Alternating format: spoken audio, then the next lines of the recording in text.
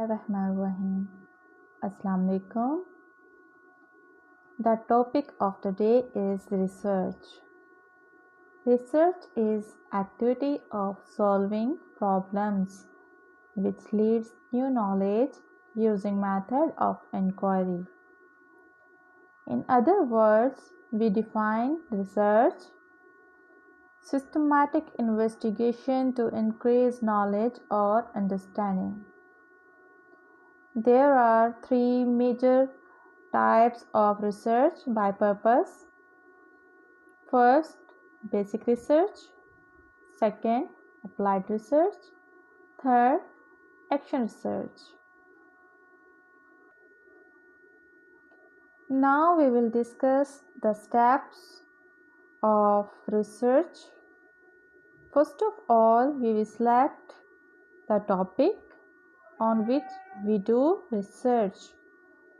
Second, description of problem with suitable words. Third, importance of problem. Fourth, formulation of hypothesis. Hypothesis is a statement which can be rejected or accepted. Then, fifth step is definition. Sixth, study of relative literature. Seventh, limitation of problem. And eighth, style of research. Anything or any method of research have some main steps which included sampling, selection of sources of research, analysis of data, findings.